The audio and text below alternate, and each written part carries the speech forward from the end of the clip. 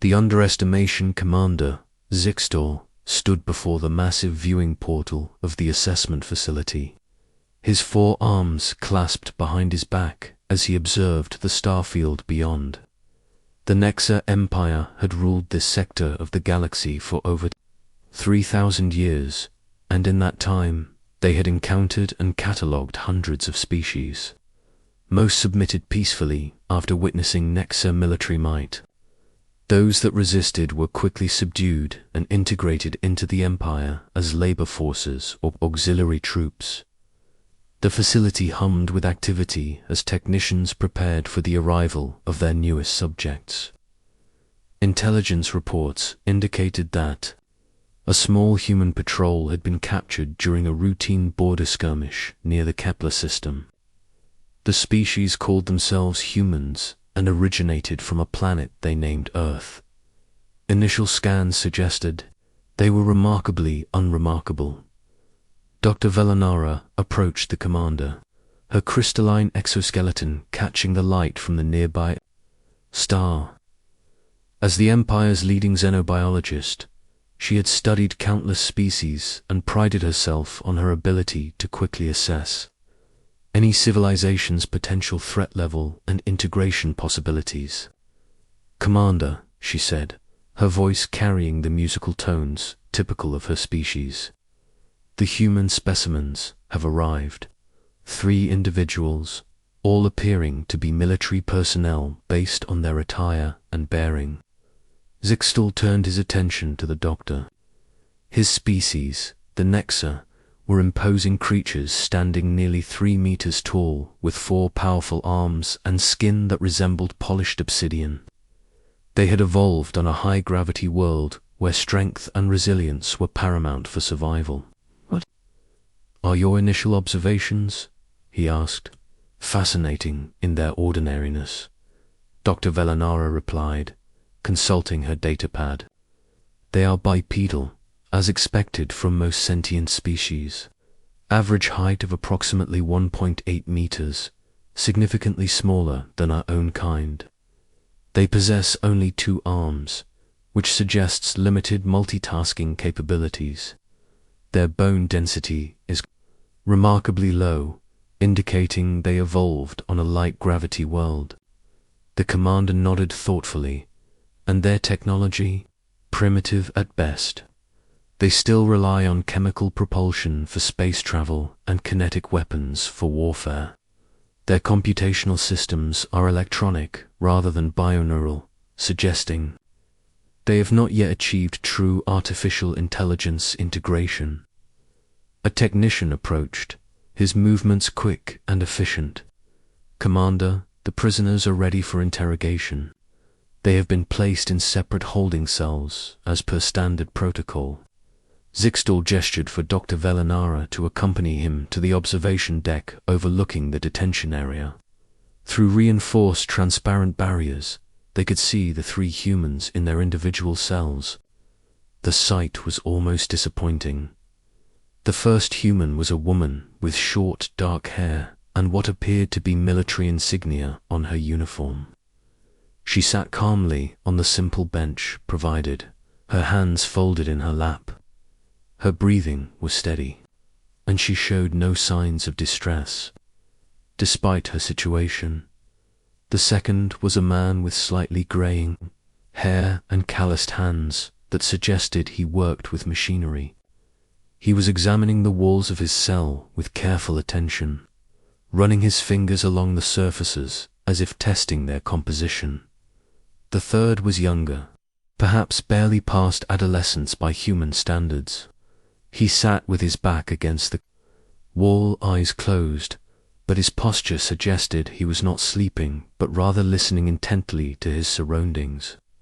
"They do not appear distressed by their capture," Dr. Velanara observed. "Most species display significant anxiety when first detained. These humans seem almost ... prepared." Commander Zixtal activated the communication system. "I am Commander Zixtal of the Nexa Empire. You are now prisoners of the Galactic Assessment Division. You will be studied, catalogued, and your species, evaluated for integration into our empire. Cooperation will be rewarded. Resistance will be punished. The woman looked up directly at the observation window, though the barrier was designed to be one. Her gaze seemed to pierce through the barrier and meet the commander's eyes directly. "I am Captain Sarah Chen of the Earth Defense Force," she said, her voice clear and unwavering. "These are Lieutenant Marcus Rodriguez and Ensign David Kim. We are prisoners of war and demand to be treated according to the Geneva Conventions." Dr. Velanara looked puzzled. "Geneva Conventions? I am not familiar with this term." "It appears to be some form of legal framework they believe applies to their situation," Zixtal replied. "Curious that they would invoke laws that have no meaning, beyond their own world." The interrogation began an hour later. Captain Chen was brought to a stark white room where Commander Zixtal and Dr. Velanara waited. The human showed no fear as she entered, instead taking note of every detail of the room and her captors. "You are far from home, Captain Chen," Zixtal began. "Your vessel was detected in restricted space. Why were you there?" "Routine patrol," she replied simply. "The space you claim as restricted was designated as neutral territory by the Galactic Mediation Council." "There is no Galactic Mediation Council," Dr. Velanara interjected. "No such organization exists." Captain Chen smiled slightly. "Not yet, but there will be." The certainty in her voice was unsettling. Most prisoners either pleaded for mercy or raged against their captors. This human displayed neither response. "Tell us about your military capabilities," Zixtal demanded. "How many ships does your species possess? What are your weapons, technologies?" "I can tell you what you'll discover anyway," Chen replied. "We have a small fleet of maybe 200 vessels. Our weapons are primarily projectile-based, with some directed energy capabilities. We have no faster-than-light communication and rely on jump gates for interstellar travel." Dr. Velanara made notes on her pad. Everything the human said confirmed.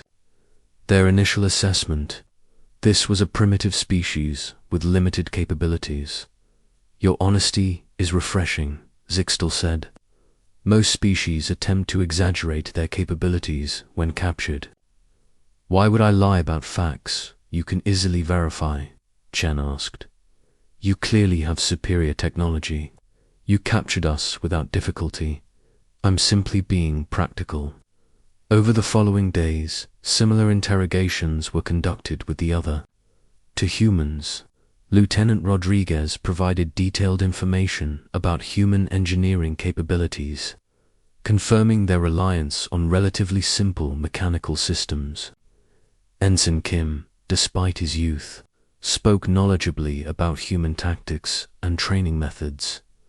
What puzzled the Nexa was the consistency of their responses. Most species, when separated and interrogated, provided conflicting information as fear, and confusion took hold. These humans gave remarkably similar accounts, as if they had coordinated their responses beforehand.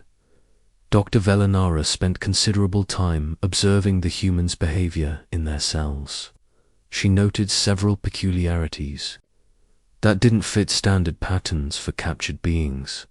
First, they seemed to communicate despite being in separate cells, not through any technology she could detect, but through a series of taps and scratches that appeared random but followed a consistent pattern. Second, they showed remarkable adaptability to their environment. Within days, they had learnt to predict mealtimes, guard rotations, and facility routines with uncanny accuracy. Third, and most disturbing, they appeared to be studying their captors as much as they were being studied. She had caught each of them at different times, carefully observing guard movements, asking seemingly innocent questions about Nexoculture and showing intense interest in the technology around them. Commander Dr. Vallenara reported during their daily briefing, "I believe we may need to reassess our initial evaluation of these humans." "In what way?" Zixtal asked. "They are not behaving like typical prisoners. They show no signs of psychological breakdown despite weeks of captivity. They appear to be gathering intelligence about our operations, and their biological responses to stress are unlike anything I have seen." She displayed her findings on the main screen. "Notice their cortisol levels. They should be elevated due to stress, but they have actually decreased over time. Their heart rates and brain activity suggest they are becoming more comfortable, not less. Perhaps they are simply adapting to captivity," suggested Ambassador Crethan, who had joined the briefing. "Some species are more resilient than others." "No," Dr. Vallenara said firmly. "This is not adaptation. This is preparation. They are learning everything they can about us, while revealing as little as possible about themselves." Commander Zixtal considered this information. "You believe they are intelligence operatives?" "I believe they are something we have not encountered before," she replied. "Their technology may be primitive, but their approach to gathering and processing information is sophisticated. They are not just answering our questions about their capabilities. They are studying how we ask questions, what we consider important, and how we think." To test this theory, Dr. Vallenara designed a series of experiments. She presented each human with seemingly simple puzzles and problems, observing not just their solutions, but their problem-solving approaches. The results were remarkable. Despite their claim to be ordinary military personnel, each human demonstrated cognitive abilities that suggested extensive training in multiple disciplines. Captain Chen showed deep understanding of psychology and social dynamics. Lieutenant Rodriguez displayed engineering knowledge that went far beyond simple mechanical systems. Ensign Kim, despite his youth, demonstrated tactical thinking that impressed even seasoned nexo-military analysts. More concerning was their ability to learn. When presented with new information about nexo-technology or culture, they absorbed it with remarkable efficiency. They asked follow-up questions that revealed they understood not just the information itself, but its implications and applications. Commander Dr. Vallenara said during an emergency briefing, "I believe we have made a significant error in our assessment. These humans are not the primitive species we initially thought. They are something far more dangerous. Asked if they are physically weak, technologically inferior, and completely at our mercy. They are physically different, technologically younger, and strategically patient," she corrected. "But they are learning everything about us, while we learn nothing meaningful about them. They have turned their captivity into a research opportunity." As if summoned by their discussion, an alert chimed through the facility. Captain Chen had requested a meeting with the facility commander when Zixtal entered the interrogation room. He found the human sitting calmly, her hands folded on the table.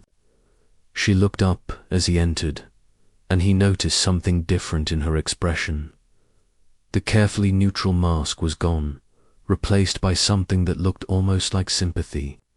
"Commander," she said, "I think it's time we had an honest conversation." "We have been having honest conversations," he replied, taking his seat across from her. "No," she said, shaking her head. "You have been having the conversation you wanted to have, the one where you are the advanced species studying the primitives. But that was never the real conversation." Something in her tone made Zixtal uneasy. "What do you mean?" Captain Chen leaned forward slightly. Commander, my species has been aware of the Nexa Empire for over 50 years. We have been studying you, learning about you, preparing for this moment. Did you really think our patrol ship stumbled into your territory by accident? The words hit Zixtal like a physical blow. You are claiming you came here deliberately. I am claiming that everything you think you know about humanity is wrong, she replied. You see weakness where there is strategy. You see primitive technology where there is purposeful misdirection. You see a species ripe for conquest, where there is a species that has been preparing for war since before your empire knew we existed. Dr. Velinara's voice came through the communication system. Commander, you need to see this immediately. On the screen that descended from the ceiling, star charts appeared showing the positions of various fleets. What Zixtal saw made his blood run cold. Human vessels, far more than the 200 Captain Chen had mentioned, were positioned throughout. The scepter, they had been hidden, waiting, watching. You lied about your capabilities, he said. I told you exactly what you needed to know to make the decisions we wanted you to make, she replied. Every species you have conquered before fought. You directly tried to match your strength with their own. We studied those conflicts. We learned from their mistakes. The screen changed to show technical specifications of human vessels. They were not the primitive craft the Nexa had assumed. They were sophisticated, designed specifically to counter Nexa technology. How long have you been preparing for this? Zixtal asked. Since the moment we learned of your existence, Captain Chen replied. We have studied every species you have conquered, every battle you have fought, every weakness you have shown. We have prepared for this war for decades. War, Zixtal stood abruptly. You would dare challenge the Nexa Empire. We would dare to defend ourselves, she replied calmly. And we would dare to offer you something your empire has never experienced before. What could you possibly offer us? Captain Chen smiled, and for the first time, Zixtal saw something genuinely frightening in her expression. A fair fight. The revelation, the alert klaxons echoed through the Nexa facility as Commander Zixtal rushed to the command center. The revelation from Captain Chen had shaken him, but he still held on to the belief that the Nexa Empire's superior technology and military might would prevail. As he entered the command center, the massive displays showed something that made his certainty crumble. Commander, his tactical officer reported, we are receiving distress signals from the Kepler-7 colony. They are under attack by human forces. Zixtal studied the tactical display. Kepler-7 was a recently established Nexa colony with minimal defenses. It should have been an easy target to protect, even from a more advanced force. The colony housed approximately 50,000 Nexa civilians and was defended by a standard garrison of 500 soldiers. Show me the battle, he commanded. The screen filled with real-time footage from the colony's defense systems. What Zixtal saw defied everything he thought he knew about human capabilities. The human attack had not begun with a massive assault or overwhelming firepower. Instead, it had started with what appeared to be a single, damaged human vessel requesting emergency assistance.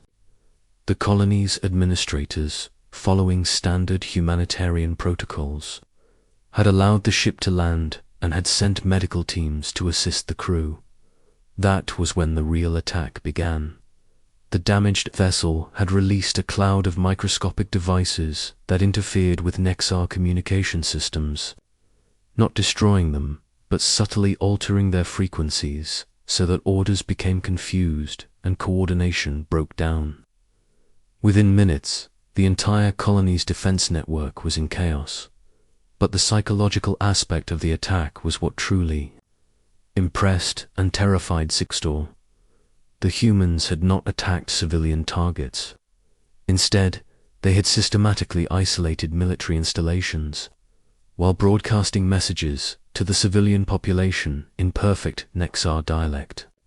Citizens of Kepler-7, the message said, we are the human liberation force.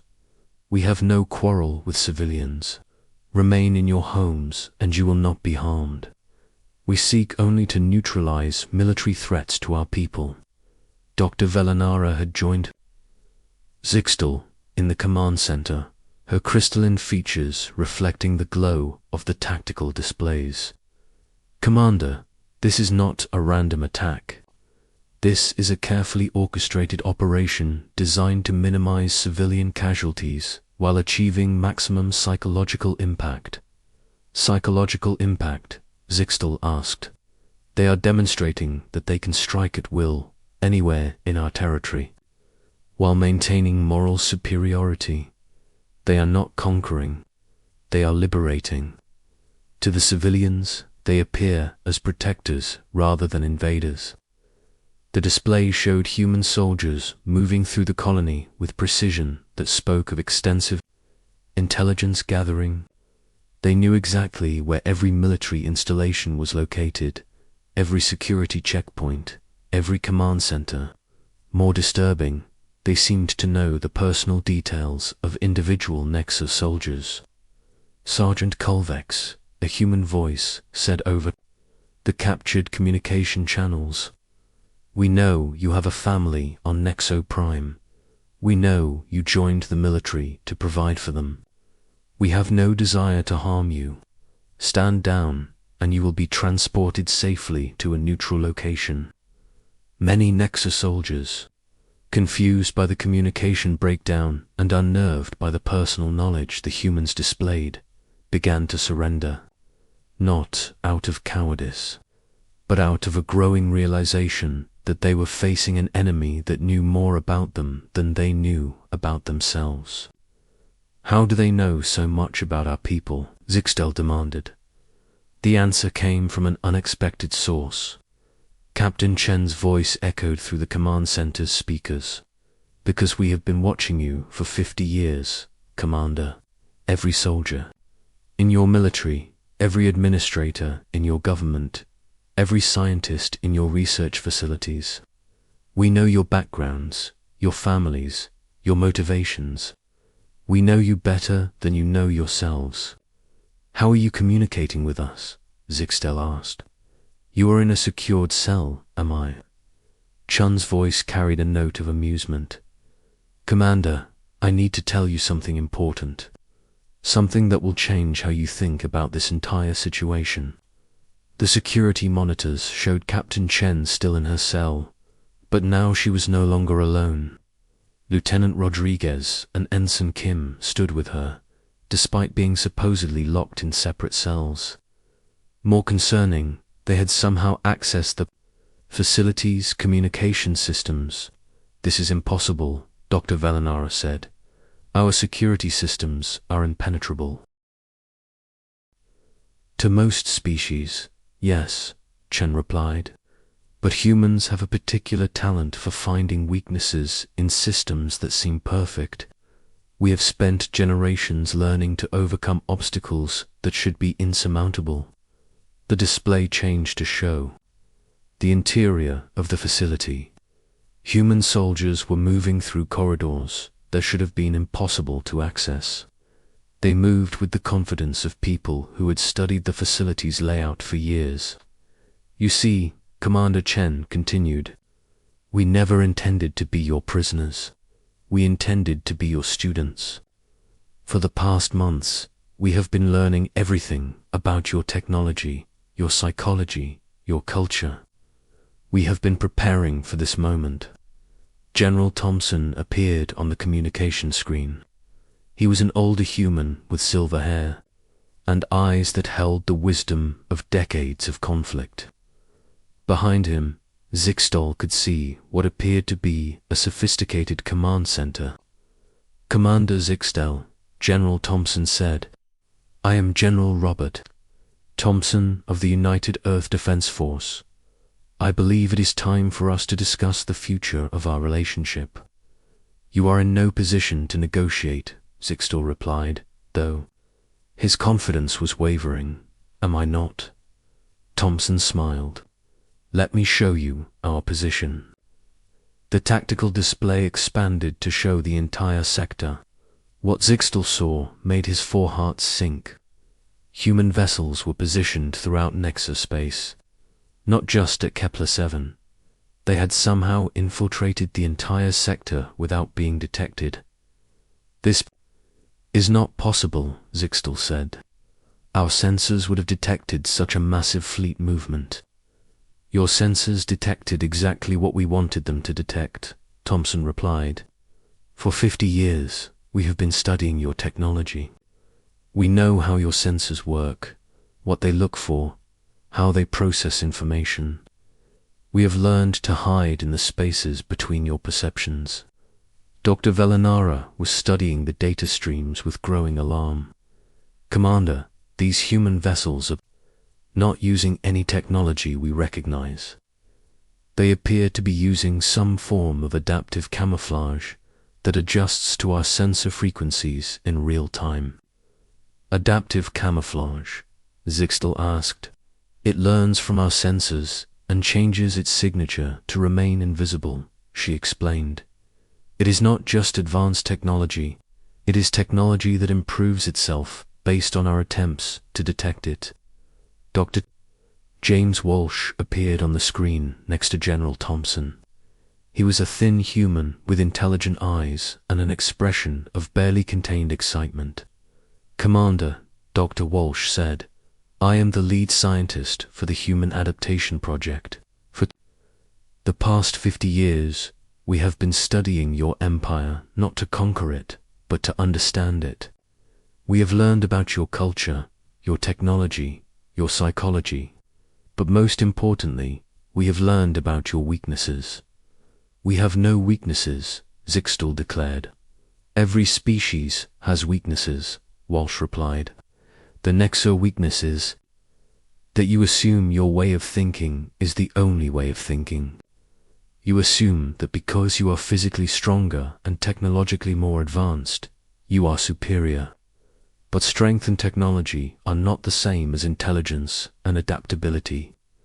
The display showed detailed analyses of Nexa military tactics, psychology profiles of key commanders, and technological specifications of their most advanced weapons.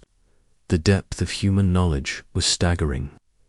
How did you gather this information? Zixtal asked. The same way we are gathering information right now. Captain Chen said as she and her companions entered the command center. The facility's most secure room had been breached without triggering a single alarm. We observe, we learn, we adapt. It is what humans do. The Nexa guards moved to stop them, but Chen held up a hand. I would not recommend that. My colleagues have spent the last months learning about your nervous system. They know exactly how to incapacitate you without permanent harm. Lieutenant Rodriguez stepped forward. Commander, I am an engineer. For the past months, I have been studying your technology. I have learned how to override your systems, how to bypass your safeguards, how to turn your own security against you. Ensign Kim, despite his youth, spoke with the authority of someone far beyond his years. Commander, I have been studying your tactical doctrines. I know how your military thinks, how you plan operations, how you respond to threats. I have been preparing countermeasures to every strategy in your playbook. This is impossible, Zixtal said. 3 prisoners cannot overcome an entire facility. We are not 3 prisoners, Chen replied. We are 3 representatives of a species that has been preparing for this moment for decades. Every human captured by your empire has been a student, not a victim. Every interrogation has been a lesson, not a defeat. The screens around the command center began displaying messages from across the Nexa Empire. Human forces were revealing themselves throughout Nexa space. But they were not attacking. Instead, they were demonstrating their capability while offering alternatives to conflict. Citizens of the Nexa Empire, General Thompson's voice echoed through the facility. Humanity offers you a choice. You can continue to follow a path of conquest and domination, or you can join us in building something new. A galactic community, based on cooperation rather than subjugation. High Chancellor Mordok appeared on the emergency communication channel. The supreme leader of the Nexa Empire was a massive figure even by Nexa standards, with battle scars covering his obsidian skin and eyes that had seen 1,000 conflicts. "What is the meaning of this?" he demanded. "How have primitives infiltrated our space?"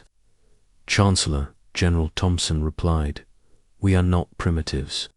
We are a species that has learned to turn perceived weakness into strength.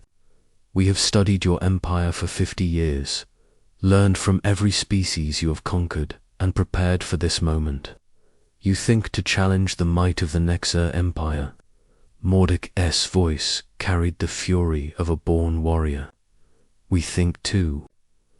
Offer you something better," Thompson replied. "A future where strength is measured not by the ability to conquer, but by the ability to build. Where advancement comes not from subjugating others, but from learning from them." Dr. Walsh stepped forward. "Chancellor, we have spent decades studying your empire. We know your history, your culture, your achievements. The Nexa are a remarkable people, but you have become trapped in a cycle of conquest that will ultimately destroy you." "Destroy us?" Mordok laughed. "We are the most powerful empire in the galaxy." "You are the most powerful empire in this sector," Walsh corrected. "But there are other sectors, other empires, other threats. While you have been conquering primitive species, other civilizations have been advancing. You have grown strong, but not smart. Powerful, but not wise."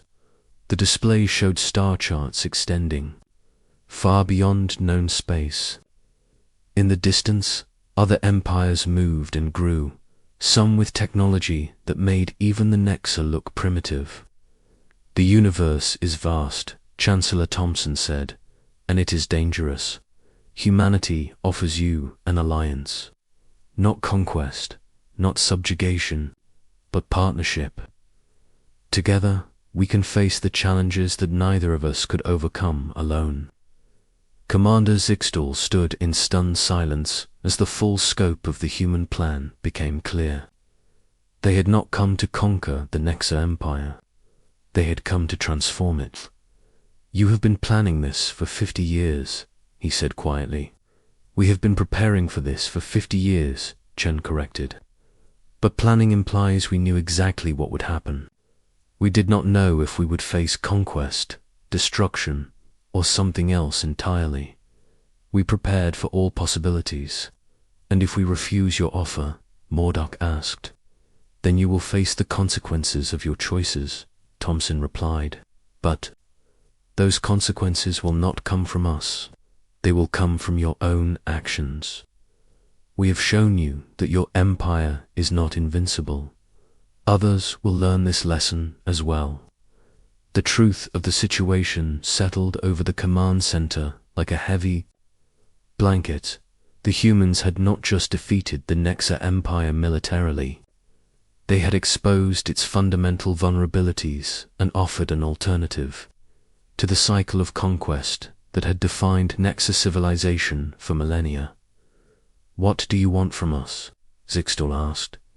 "We want you to choose," Chen replied. "Choose to grow beyond conquest. Choose to build rather than destroy. Choose to learn rather than dominate."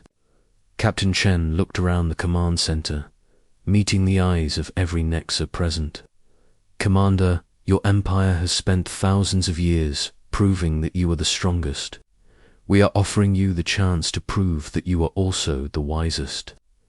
The choice lay before them: continue the path of conquest and face an increasingly dangerous universe alone, or join with humanity in building something new, something that had never existed before in the galaxy. The age of simple conquest was over. The age of cooperation was about to begin. But first, the Nexa had to choose which future they wanted to create. Asterisk.